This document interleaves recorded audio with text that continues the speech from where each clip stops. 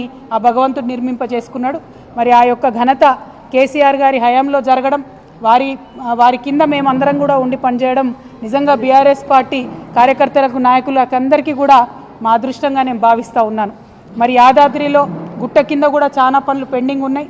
ఆ పనులన్నీ కూడా ఇప్పుడున్నటువంటి ప్రభుత్వం యథాతథంగా కొనసాగించాలని, యాదాద్రి యొక్క వైభవాన్ని కాపాడడానికి అన్ని రకాలుగా ప్రయత్నం చేయాలని చెప్పి కూడా ఈ సందర్భంగా మేము డిమాండ్ చేస్తూ ఉన్నాం. అదేవిధంగా ఉమ్మడి నల్గొండ జిల్లా అంటే ఉద్యమాల కిల్లాగా పేరున్నటువంటి జిల్లా. తెలంగాణ ఉద్యమంలోనైతేనేమిటి, అంతకుముందు సాయుధ రైతాంగ పోరాటంలోనైతేనేంటి, అద్భుతంగా తెలంగాణ ప్రజల యొక్క స్ఫూర్తిని యావత్ ప్రపంచానికి పరిచయం చేసినటువంటి జిల్లా ఉమ్మడి నల్గొండ జిల్లా. మరి ఆ ఉమ్మడి నల్గొండ జిల్లా అభివృద్ధి అనేటటువంటిది తెలంగాణ ఉద్యమం అప్పటి నుంచి కూడా మనందరికీ ఉన్నటువంటి కళ. ఆ కళను సాకారం చేసుకోవడానికి 2014లో కేసీఆర్ గారి నాయకత్వంలో తెలంగాణ రాష్ట్రం ఏర్పడ్డ తర్వాత నల్గొండ ప్రజలు దీవించి ఆశీర్వదిస్తే బీఆర్ఎస్ పార్టీ గవర్నమెంట్ వచ్చిన తర్వాత నల్గొండ ప్రజలు చల్లగా ఉండాలి, నల్గొండ బిడ్డలందరికీ ఇంటింటికి మంచినీరు అందాలి, ఫ్లోరైడ్తోని కాళ్ళు చేతులు వంకరపోయినటువంటి నా నల్లగొండ బిడ్డలందరూ కూడా మంచి నీళ్లు తాగాలనేటటువంటి మంచి సంకల్పంతో మరి కేసీఆర్ గారు పెద్ద ఎత్తున మిషన్ భగీరథ కార్యక్రమాన్ని చేపట్టి నల్గొండలో ఇంటింటికి నీరిచ్చినటువంటి సంగతి మీ అందరికి కూడా తెలిసిందే. అయితే ఈరోజు మనం గమనించుకోవాల్సింది ఏంటంటే, చాలా గర్వపడాల్సిన విషయం ఏంటంటే, పార్లమెంటు సాక్షిగా నల్గొండలో జీరో ఫ్లోరోసిస్కి తీసుకొచ్చినటువంటి ఘనత బీఆర్ఎస్ది అని చెప్పి పార్లమెంట్ సాక్షిగా చెప్పడం జరిగింది. నిజంగా కూడా గర్వకారణం, ఒక ఇమోషనల్ మూమెంట్. ఇది చాలా సంతోషకరమైన మూమెంట్.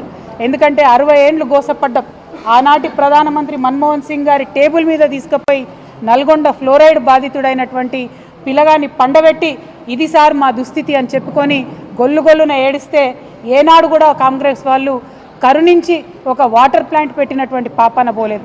అటువంటిది 10 సంవత్సరాల కేసీఆర్ పాలనలో కంప్లీట్గా సంపూర్ణంగా ఫ్లోరైడ్ని నివారించడం అంటే నల్గొండలో తరతరాల బిడ్డల కోసం చేసినటువంటి పని ఇది అని నల్గొండ ప్రజలందరికీ కూడా సవినయంగా నేను విజ్ఞప్తి చేస్తూ ఉన్నాను. మరి వాళ్ళు అదే ఫ్లోరైడ్ ఉన్నటువంటి ప్రాంతం మూసీని ప్రక్షాళన చేసుకోవాలని చెప్పి ఇంకొక కళ మనకుండే. మరి నిజంగా మూసీ మురికెట్లయిందండి? మూసీకి మకిలు ఎట్లా పట్టింది? మూసీలోకి ఇండస్ట్రియల్ వ్యర్థాలు వస్తుంటే వింత తమాషా చూసుకుంటూ 60 ఏళ్ళు కూర్చున్నటువంటి వాళ్ళెవరు, ఆ పార్టీలు ఎవరు అన్నది కూడా నల్గొండ ప్రజానికం అంతా కూడా దయచేసి గుండెల మీద ఒకసారి చేసుకొని ఆలోచన చేయాలి. తెలంగాణ లేదప్పుడు, ఉమ్మడి ఆంధ్రప్రదేశ్ ఉన్నప్పుడు మనదేం నడవలే, మనదేం సాగలే, సెక్రటేరియట్లో మన వాళ్ళు ఎవరు లేరు. మూసీని ఎట్లా ప్రక్షాళన చేసుకోవాలంటే దాని మీద అధికారం మనకు లేకుండే. ఉద్యమం కోసం పిడికిలెత్తి పోరాటం చేసినన్ని రోజులు కూడా మనం అనుకున్నాం, ఏంది మూసీని మంచిగా చేసుకుంటాం, మూసీని గోదావరిని అనుసంధానం చేసుకుంటాం, మూసీలో గోదావరి నీళ్లు పంపు చేసి కంప్లీట్గా మూసీ పరివాహక ప్రాంతం అంతా కూడా బంగారు పంటలు పండేలాగా చేసుకుంటాం అనుకున్నాం. ఫ్లోరైడ్తోని భూమి కూడా మొత్తం సారం కోల్పోయింది. భూమిలో పండేటటువంటి పంటలు కూడా విషతుల్యమైనాయంటే కేసీఆర్ గారు కన్న కల, ఎంతోమంది తెలంగాణ వీరులు కన్న కల ఏంటంటే మూసీ నదిని ప్రక్షాళన చేసుకుంటామని అనుకున్నాం. మనం దానికోసం ప్రాజెక్టులు పెట్టుకున్నాం, దానికోసం ఒక 31 STPలు కట్టినాం. అంటే వచ్చే నీళ్లను శుద్ధి చేసేటటువంటి 31 కేంద్రాలను కేసీఆర్ గారి హయాంలోనే ట్రీట్మెంట్ ప్లాంట్ని నిర్మాణం చేయడం జరిగింది. ఆ తర్వాత మూసీని గోదావరిని కలపాలి. మూసీని గోదావరిని కలపడానికి మనకు కొండపోచమ్మ నుంచి అయితే దగ్గర అవుతుంది. దానికోసం ఒక 1600-1700 కోట్ల రూపాయలు అయితే సరిపోతుందని చెప్పి మనం ప్రాజెక్టులు పెట్టుకోవడం జరిగింది. అంటే మూసీలో 2 ఉన్నాయి అంశాలు, ఒకటి మూసీ ప్రక్షాళన, ఇంకొకటి మూసీ పునరుజ్జీవనం. ఈ 2 కూడా కేసీఆర్ గారి హయాంలో అత్యంత తక్కువ ఖర్చుతోని శాశ్వతంగా పరిష్కారం అయ్యేటటువంటి విధంగా మనం ఆల్రెడీ ప్రణాళికలు చేసి పెట్టినాం. అందులో 31 STPలు కూడా ఇలా పనిచేస్తున్న విషయం ఇప్పుడున్నటువంటి కాంగ్రెస్ పెద్దలకు కూడా తెలుసు. వాళ్ళ అధికారంలోకి వచ్చినాక ఏం చేసిండ్రు, కేసీఆర్ గారు పెట్టిన ఆ 3 STPలనే ఇప్పుడు మళ్ళీ వాళ్ళు ప్రారంభించి కొత్తగా ఏదో సాధించినట్టు జబ్బలు జరుచుకుంటున్నటువంటి పరిస్థితి మనకు కనబడతా ఉన్నది. ఇవాళ నల్గొండ జిల్లా ప్రజలకు, ఉమ్మడి నల్గొండ జిల్లా ప్రజలకు, అట్లానే తెలంగాణ ప్రజలకు నేను చెప్పేది ఏంటంటే, మూసీ ప్రక్షాళన కావచ్చు, మూసీ పునరుజ్జీవనం కావచ్చు, 2 కూడా కేసీఆర్ గారి మదిలోని ఆలోచనలే. దానికి ప్రణాళికలు కూడా సిద్ధమైనాయి. కానీ ఇవాళ కాంగ్రెస్ ఏంటిది, మూసీ అంటే దాన్ని ఒక ATM లాగా తయారు చేసుకోవాలి. మూసీ గోదావరికి 1700 కోట్లతోని కొండపోచమ్మ సాగర్ నుంచి దగ్గర దారి లింకేజ్ ఉండంగా 7500 కోట్లు పెట్టి కాంట్రాక్టర్ల కోసం మల్లన్న సాగర్ నుంచి తీసుకొచ్చేటటువంటి సరికొత్త ప్రణాళికను ఇప్పుడు తెర మీదకి తీసుకొస్తూ ఉన్నారు. మరి 7500 కోట్ల ప్రజాధనం దుర్వినియోగం చేయడానికైనా ఈ నల్గొండ జిల్లా బిడ్డ ఉత్తమ్ కుమార్ రెడ్డి గారు ఇరిగేషన్ మంత్రిగా ఉన్నారని చెప్పి నేను ఇవాళ ప్రశ్న వేస్తూ ఉన్నా. దీనికి ఉత్తమ్ కుమార్ రెడ్డి గారు సమాధానం చెప్పాలి. అంతకుముందున్న ప్రాజెక్టుల ప్రాబ్లం ఏంది? 1700 కోట్లతోని కొండపోచమ్మ సాగరు మూసి అనుసంధానం చేసేటటువంటి ఆస్కారం ఉన్నప్పుడు కొత్త ప్రాజెక్టు 7500 కోట్లతోని ప్రజాధనం దుర్వినియోగం చేయాల్సిన అవసరం ఏముందని మేము ప్రశ్నిస్తూ ఉన్నాం. అదేవిధంగా మరి మూసీ ప్రక్షాళన అంటే ఏంటిది? మూసీలో ఉన్న మురికి నీళ్ళు ప్రక్షాళన చేయాలి. కానీ కాంగ్రెస్ పార్టీ వారి దృష్టిలో మూసీ పరివాహక ప్రాంతంలో ఉన్న పేద ప్రజల ఇండ్లను ప్రక్షాళన చేసే కార్యక్రమం వాళ్ళు మొదలుపెట్టింది. ఆ పేద ప్రజల ఇంటి మీద పడి బుల్డోజర్లతో కొడుతున్నటువంటి పరిస్థితి. మరి ఆనాడే మేము ఆలోచన చేసినాం, మూసీ రివర్ డెవలప్మెంట్ కోసం ఒక బోర్డు పెట్టినాం. దానికి సుధీర్ రెడ్డి గారు చైర్మన్గా కూడా ఉన్నారు. నాకు తెలిసి 20,000 కోట్ల లోపలనే దానికోసం ప్రణాళికలు కూడా సిద్ధం చేసి మొత్తం కూడా ప్రక్షాళన చేయాలనుకున్నాం. కానీ ఇవాళ ముఖ్యమంత్రి గారు ఏమంటారు? ఒకసారి 50,000 కోట్లు అంటాడు, ఒకసారి 1,00,000 కోట్లు అంటాడు, ఒకసారి 1,50,000 కోట్లు అంటాడు. మరి ఎందుకోసం అన్ని కోట్లు? అందులో రియల్ ఎస్టేట్ ప్రాజెక్ట్ ఏందో, దానికి వరల్డ్ బ్యాంక్ నుంచి రుణాలు ఎందుకో ఇవాళ ఒక్కసారి నల్గొండ జిల్లా ప్రజలు దయచేసి ఆలోచన చేయాలి. మూసీ పేరుతోని మన రాష్ట్రాన్ని మళ్ళా ఏటీఎంగా మార్చి మూసీలో వచ్చినటువంటి మనీని ఢిల్లీకి పంపే ఆలోచన తప్పితే ఇంకోటి ముఖ్యమంత్రి గారికి లేదు. దీన్ని నల్గొండ జిల్లా ప్రజలు దయచేసి అర్థం చేసుకోవాలని కోరుతా ఉన్నాను. మూసీ పేరుతో ఇక్కడ వచ్చి ప్రారంభోత్సవం చేస్తామని చెప్పి అడ్డగోలు మాటలు ముఖ్యమంత్రి గారు మాట్లాడారు. వారు మాట్లాడిన మాటలు నల్గొండ జిల్లా ప్రజలందరూ కూడా విన్నారు. మరి వారి భాషలోనే వారికి ఖచ్చితంగా ఇవాళ మాటల పరంగా బీఆర్ఎస్ పార్టీ జవాబు చెప్తుంది. చెప్పకుండా ఏం ఊరుకోం. మీలాగా 2-3 రౌడీ ముక్కలు నేసుకొని ఆఫీసుల మీద దాడి చేసేటటువంటి దరిద్రపు సంస్కృతి మాది కాదు. మాది మాటలతోని, విఘ్నతతోని, సిన్సియారిటీతోని, ప్రజల దగ్గర పనిచేసే కమిట్మెంట్తోని ప్రజల మనసులు గెలుచుకునేటటువంటి పాలసీ ఫిలాసఫీ బీఆర్ఎస్ పార్టీది. మీరేదో దాడి చేస్తాం, ఆఫీసుల మీదకి వస్తాం, ఇండ్ల మీదకి వస్తామంటే భయపడేటోళ్ళు ఎవరు లేదు. మాది 60 లక్షల సైన్యం ఉన్నటువంటి బీఆర్ఎస్ పార్టీ కుటుంబం మాది. మా 60 లక్షల మంది తెలుసుకుంటే మీరు ఒక్క అడుగు కూడా తెలంగాణలో కదిలేటటువంటి పరిస్థితి ఉండదు. ఖబర్దార్ కాంగ్రెస్ నాయకులారా, మళ్ళొక్కసారి ఎక్కడ బీఆర్ఎస్ పార్టీ ఆఫీస్ వైపు కన్నెత్తి చూసినా కూడా బీఆర్ఎస్ పార్టీ సైనికులు ఎవరు కూడా ఊరుకోరని చెప్పి ఈ సందర్భంగా మీకు తెలియజేస్తూ ఉన్నాను.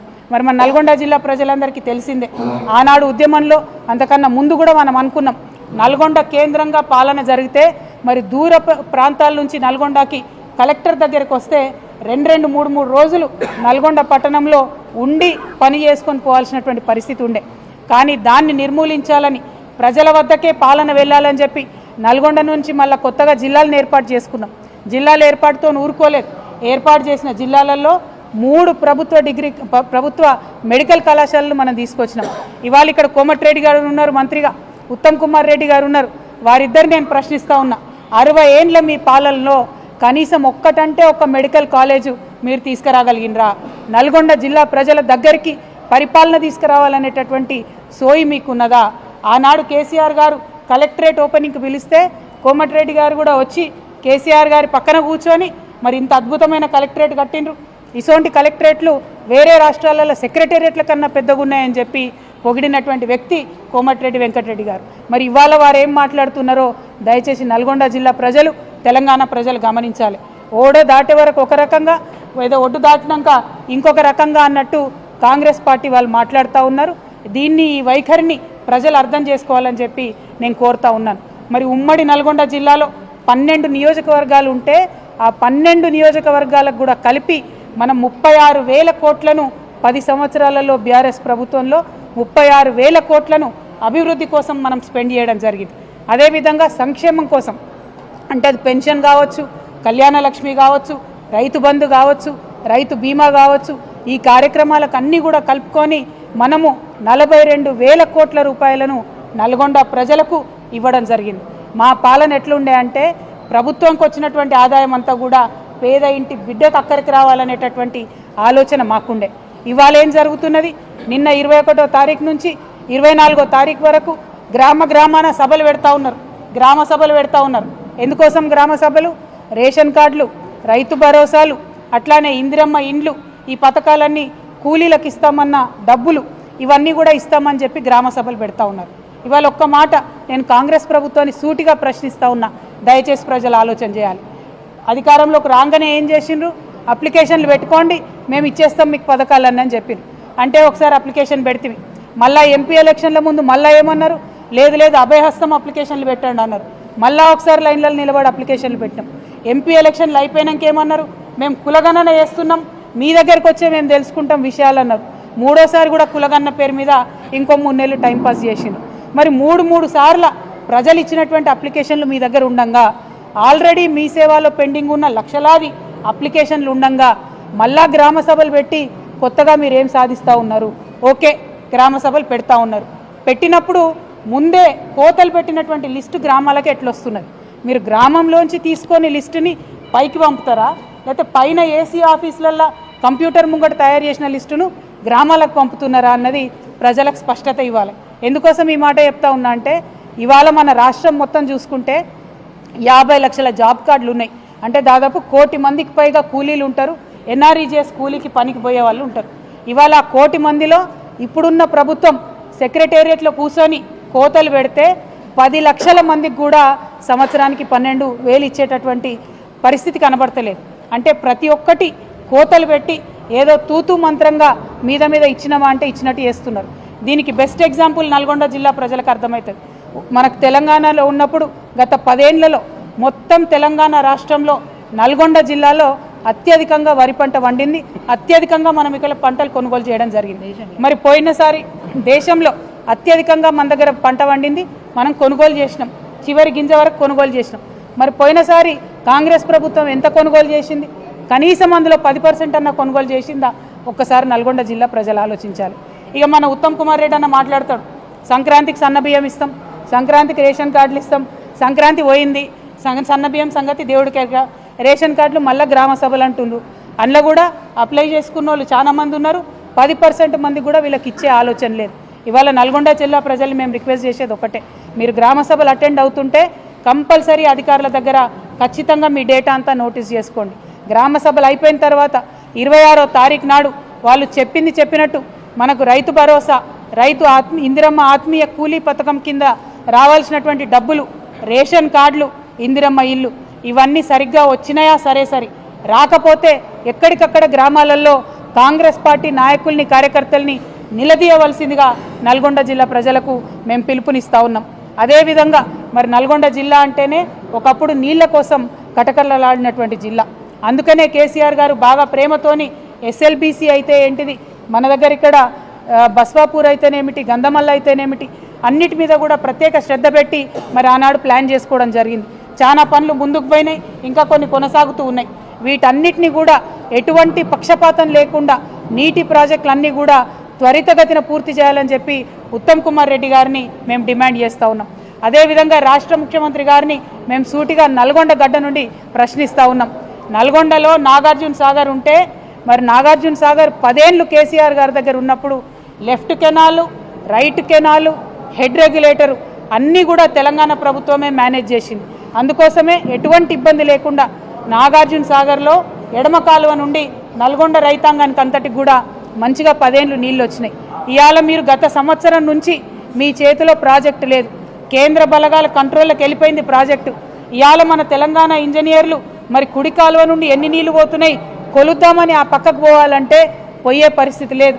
రాణిస్తలేరు ఆంధ్రోళ్ళు, మన అధికారులనే పోతే కొట్టి కేసులు పెట్టేటటువంటి పరిస్థితి ఉన్నది. మరి ఇక్కడ ఇరిగేషన్ శాఖ మంత్రి ఇదే జిల్లా బిడ్డగా ఉండి నాగార్జున సాగర్లో అన్యాయం జరుగుతుంటే ఎట్లా చూస్తూ కూర్చుంటారని చెప్పి మేము ముఖ్యమంత్రి గారిని అడుగుతా ఉన్నాం, ఇరిగేషన్ శాఖ మంత్రి గారిని కూడా అడుగుతా ఉన్నాం. ఇంకా ఎంత దారుణంగా ఉంటుందంటే కాంగ్రెస్ పార్టీ యొక్క వైఖరి, ఈ యాసంగిలో మన నల్గొండ జిల్లాలో ఏదైతే కాళేశ్వరం నుంచి, ఎస్ఆర్ఎస్పి నుంచి, కాకతీయ కెనాల్ నుండి రావాల్సినటువంటి నీటిని ఇవ్వకుండా ఎందుకోసం ఇవ్వలే నీళ్లు? కేసీఆర్ కాళేశ్వరం కట్టిండ్రు, అది పని చేస్తలేదని చెప్పాలనేటటువంటి ఒక కక్షతో తప్ప ఇంకొకటి ఏం లేదు. కేవలం కేసీఆర్ ఆనవాళ్ళు లేకుండా చేయాలి. కేసీఆర్ అంటే కాళేశ్వరం గుర్తు రావద్దు, కేసీఆర్ అంటే యాదాద్రి గుర్తు రావద్దు, కేసీఆర్ అంటే థర్మల్ పవర్ ప్లాంట్ మనం ఇక్కడ పెట్టినటువంటిది గుర్తుకు రావద్దు. ఇదే ఆలోచనతో మీరు నీళ్ళు ఆపిన్రు. ఇక్కడ కాళేశ్వరం కింద 3,30,30 ఎకరాలు 30,000 ఎకరాల నిండబెట్టిండ్రు. నాగార్జున సాగర్ కింద 1,20,000 పైచిలకు ఎకరాలు నిండబెట్టిండ్రు. నిజంగా సిగ్గుండాలి, రైతుల మీద పగ తీర్చుకుంటున్నారు మీరు. కేసీఆర్ గారిని ఏమి చేయలేక, బీఆర్ఎస్ పార్టీని రాజకీయంగా ఎదుర్కోలేక నల్గొండ రైతాంగం మీద కోపం చూపిస్తున్నటువంటి కాంగ్రెస్ పార్టీ వైఖరిని ఖండిస్తూ ఉన్నాం. ఈసారి అట్లా చేయొద్దు. కాళేశ్వరం నుంచి వాటర్ లిఫ్ట్ చేయాలి. ఎస్ఆర్ఎస్పి నుండి కాకతీయ కెనాల్ నుండి టేల్ ఎండ్ వరకు వచ్చేటటువంటి వాటర్ ఖచ్చితంగా ఇవ్వాలని చెప్పి మేము డిమాండ్ చేస్తూ ఉన్నాం. తక్షణమే నాగార్జున సాగర్ ప్రాజెక్ట్ని మన కంట్రోల్లోకి తీసుకోవాలి. లెఫ్ట్ నుంచి వచ్చే లెఫ్ట్ కాలువ నుండి వచ్చేటటువంటి నీటిని కూడా మన జిల్లాకు వచ్చేలాగా ప్రయత్నం చేయాలని కూడా ఉత్తమ్ కుమార్ రెడ్డి గారిని మేము డిమాండ్ చేస్తూ ఉన్నాం. మరి కేసీఆర్ అంటేనే కాలువలు, చెరువులు, రిజర్వాయర్లని ఒకప్పుడు చెప్పుకున్నాం మనం. అట్లా కాంగ్రెస్ పార్టీ వారి వేగాన్ని అందుకోలేక, నీటి మీద అధ్యయనం చేయలేక, కృష్ణానదిలో కూడా మన వాటాను కాపాడలేనటువంటి పరిస్థితి అలా ఉన్నది. కాబట్టి నల్గొండలో ఉన్నటువంటి మేధావులకు, విద్యార్థులకు, రైతన్నలకు నేను విజ్ఞప్తి చేస్తూ ఉన్నాను. కృష్ణా ట్రిబ్యునల్లో వాదనలు సరిగ్గా కాంగ్రెస్ పార్టీ వినిపించలేకపోతా ఉంది. మీరందరూ కూడా ఒత్తిడి పెంచాలి. ఉత్తమ్ కుమార్ రెడ్డి గారిని వాదనలు సరిగ్గా వినిపించాలని చెప్పి ప్రభుత్వం మీద ఒత్తిడి పెంచాలి. ఎట్ ద సేమ్ టైం మన హక్కుగా మనకు రావాల్సినటువంటి రేషన్ కార్డులు కావచ్చు, వాళ్ళు వాగ్దానాలు ఇచ్చినటువంటి ఏ పథకాలైనా వాటి అమలు కోసం ప్రయత్నం చేయాలి. ఇక చివరిగా మా నల్గొండ ఆడబిడ్డలకు నేను విజ్ఞప్తి చేస్తూ ఉన్నాను. మనకు ఈ కాంగ్రెస్ ప్రభుత్వం వచ్చినప్పటి నుంచి ఆడబిడ్డలకు ఇచ్చిన ఏ ఒక్క వాగ్దానాన్ని కూడా పూర్తి చేయలేదు. అది పెన్షన్ పెంచుతామన్నారు, పెంచలేదు. ఇప్పటికి కూడా గదే కేసీఆర్ పెన్షన్ పాత పైసలే 2000 నెలకు వస్తున్నాయి తప్పితే తాత అవ్వలకు కొత్తగా పైసలు వస్తలేవు. మాకు బీడీ కార్మికులు ఉంటే వాళ్ళకు పైసలు వస్తలేవు. 18 ఏళ్ళు దాటినటువంటి విద్యార్థులు ఉంటే స్కూటీలు ఇస్తామన్నారు, అవి వస్తలేవు. మా ఆడబిడ్డలకు 2500 రూపాయలు ఇస్తామన్నారు నెలకు, అవి వస్తలేవు. మరి ఈ విషయంలో ఆడబిడ్డలందరూ కూడా ఆలోచన చేయాలి. పెద్ద ఎత్తున దీని మీద ఉద్యమం చేయాలని చెప్పి నేను మా ఆడబిడ్డలందరినీ కూడా రిక్వెస్ట్ చేస్తూ ఉన్నాను. మరి పథకాలు వాళ్ళు ఇచ్చినామని చెప్పేటటువంటి కూడా అక్క చెప్తున్నట్టుగా గ్యాస్ పథకం కావచ్చు, విద్యుత్కి సంబంధించినటువంటి సబ్సిడీ కావచ్చు, ఏవైనా కూడా అరకొరగానే అందుతున్నాయి తప్పితే కడుపు నిండా అందుతలేవు. కడుపు నిండా అన్నం పెట్టాలి, కడుపు నిండా ప్రజలకు సంక్షేమ పథకాలు ఇవ్వాలన్నది కేసీఆర్ గారి ఆలోచన అయితే కోతలు ఎట్లా పెట్టాలనేటటువంటిది కాంగ్రెస్ పార్టీ ఆలోచనగా కొనసాగుతున్నది. కాబట్టి మీ అందరినీ నేను రిక్వెస్ట్ చేస్తూ ఉన్నా, కాంగ్రెస్ పార్టీ నాయకులు ఊర్లలోకి వస్తే మా ఆడబిడ్డలు అడగండి, మా కేసీఆర్ కిట్ ఎటుపోయింది? కళ్యాణ లక్ష్మితోని 1,00,000 రూపాయలతో పాటు తులం బంగారం ఇస్తా అన్నారు, మరి అది ఎప్పుడు ఇస్తారని చెప్పి ప్రశ్నించి నిలదీసి నల్గొండ బిడ్డలు రాజకీయ చైతన్యాన్ని ప్రదర్శించాలని చెప్పి నేను మీ అందరినీ కూడా కోరుతా ఉన్నాను. మరి చెప్పుకుంటూ పోతే అనేకం ఉన్నాయి. 10 ఏళ్ల కాలంలో ప్రజల్ని కన్నబిడ్డలుగా చూసుకున్నటువంటి పార్టీ బీఆర్ఎస్ పార్టీ, ప్రజలను ఓటు బ్యాంక్గా వాడుకుంటున్నటువంటి పార్టీ కాంగ్రెస్ పార్టీ.